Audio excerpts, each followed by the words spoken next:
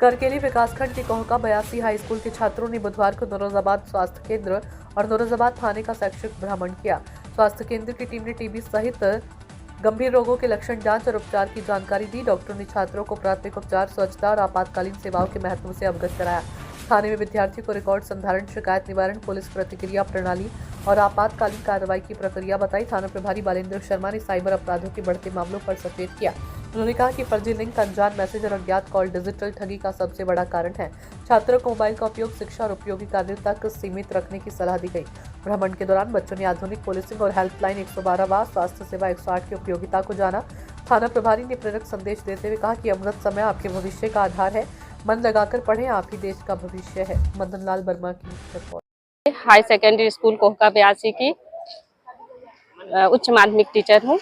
और सारे बच्चों को हमने आज औद्योगिक भ्रमण के उद्देश्य से यहाँ पर लाया ताकि बच्चों को व्यवहारिक ज्ञान प्राप्त हो सके, जिसमें एसएससीएल नरोजाबाद हॉस्पिटल लिया गया, फिर सामुदायिक भवन जो हॉस्पिटल है, सरकारी हॉस्पिटल, वहाँ ले जाया गया। फिर लास्ट में पुलिस स्टेशन गए। वहाँ पर जो प्रभारी इंचार्ज थाने प्रभारी जो थे वो बहुत अच्छे तरीके से साइबर क्राइम के बारे में बताया कि साइबर क्राइम होता क्या है। बच्चों को भी जानकारी दी गई कि आप अगर मोबाइल चलाते हैं तो उसका सदुपयोग किया जाए, दुरुपयोग की जगह अगर आप उसमें अच्छी चीजें भी सीख सकते हैं तो आगे बढ़ने के लिए आपको बहुत फायदेमंद है। और ये सरकार के द्वारा ये ट्रेड चलाया गया है ताकि बच्चे पढ़ लिख कर स्वावलंबी बने और अपने अगर नौकरी नहीं लगती है तो खुद का अपना बिजनेस कर सके और खुद अपना रोजगार स्वयं कमा सके। इस उद्देश्य से ये ट्रेड चलाया गया है, जिससे कि बच्चों में आर्थिक रूप से, मानसिक रूप से, शारीरिक रूप से सारी योग्यताएं भी विकसित हो सके, ताकि पढ़ाई बस न करके वो अपना स्वावलंबी और स्वरोजगार उद्देश्य कर सके। ये सरकार का मेन उद्देश्य है, जिसके कारण हम लोगों ने ये भ्रमण किया है और बहुत अच्छा बच्चों का भी सहयोग रहा है और हमारे स्टाफ के पूरे लोग आए हैं और आप सब लोगों को धन्यवाद देते। मेरा नाम सूर्य प्रताप सिंह परिहर है और हम लोग शासकीय उच्चतर माध्यमिक कोहका 82 से बच्चों को लेके हमारे विद्यालय में 2 ट्रेड हैं, एग्रीकल्चर और हेल्थ केयर, और इसमें संचालित जो कक्षाएं हैं 9वीं और 11वीं हैं।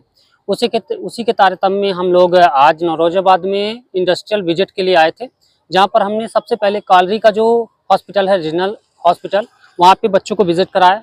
वहाँ के जितने भी इक्विपमेंट थे, जो वहाँ के ऑथराइज लोग हैं, उन्होंने बहुत ही बेहतर तरीके से इन बच्चों को ज्ञानवर्धन किया और इक्विपमेंट के बारे में अच्छी जानकारी दी।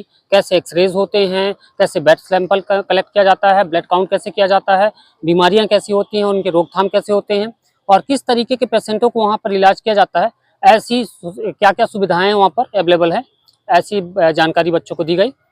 इसके जस्ट बाद हम नायब तहसीलदार या तहसीलदार महोदय के पास गए, जहाँ पे नायब तहसीलदार हमारे आए और बच्चों के साथ वो मिले और बहुत ही बेहतर तरीके से उन्होंने बताया कि ये जो डिपार्टमेंट है यहाँ पे क्या क्या चीज़ें होती हैं और कैसे भू अभिलेख का संधारण किया जाता है। SIR के बारे में उन्होंने बताया कि किस तरीके से अभी जो एट प्रेजेंट में सारे जो एम्प्लॉयज़ हैं वो किस तरीके से लगे हुए हैं इस SIR के कार्यक्रम में, और बहुत ही विस्तृत तरीके से उन्होंने बताया कि हम किस तरीके से लोगों की सुविधाओं के लिए और किस तरीके से लोगों का संचालन करते हैं और कैसे उनके मूलभूत सुविधाओं का ध्यान रखते हैं।